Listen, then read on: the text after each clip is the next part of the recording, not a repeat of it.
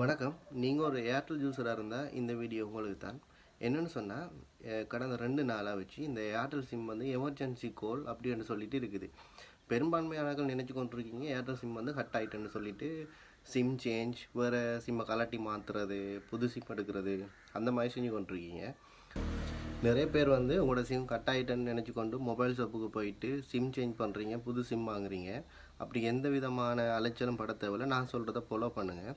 இப்போ வந்து டயலாக்கோட ஒரு துணை நிறுவனமாகத்தான் ஏர்டெல் செயற்படுது. அது நிறைய பேருக்கு தெரியுமோ தெரியல. நீங்கள் போயிட்டு உங்களோட மொபைல் செட்டிங்ஸில் வந்து நெட்வொர்க் செட்டிங்கை செலக்ட் பண்ணிக்கொள்ளுங்கள். செலக்ட் பண்ணி அதை ஓட்டோன்னு இருக்கிறத வந்து மெனுவலுக்கு டயலாக்கு மாற்றுங்க, டயலாக் செட்டிங்ஸுக்கு மாற்றுங்க. மாற்றிட்டு மறுபடியும் அதை ஓட்டோக்கு மாற்றுங்க. அது எப்படின்றதை சொல்லி நான் டீட்டெயில்ஸாக வந்து இதிலே அப்டேட் பண்ணுறேன், ஸ்டெப் பை ஸ்டெப்பாக. அதை ஃபாலோ பண்ணுங்கள். யாரும் புது சிம் எடுக்கையும் தேவையில்லை, சிம் சேஞ்ச் பண்ணையும் தேவையில்லை. ஓகே, இந்த நெட்வொர்க் இஷ்யூவை எப்படி கிளியர் பண்ணுறதுன்னு பாருங்கள். செட்டிங்ஸுக்கு போய்க்கோங்க. ஃபஸ்ட்டுக்கு மேலே பாருங்கள், நெட்வொர்க்கே காட்டுதில்ல, நான் ஏர்டெல் சிம் போட்டிருக்கேன். செட்டிங்ஸுக்குள்ளே போயிட்டு அதுக்கப்புறம் வந்து சிம் கார்டு அண்ட் மொபைல் நெட்வொர்க்குன்னு இருக்கும், அதை கிளிக் பண்ணிக்கொள்ளுங்கள். ஏர்டெல் நெட்வொர்க்கை செலக்ட் பண்ணுங்கள். செலக்ட் பண்ணதுக்கப்புறம் கீழே பாருங்கள் மொபைல் நெட்வொர்க்குன்னு இருக்கும், அதை கிளிக் பண்ணிக்கோங்க.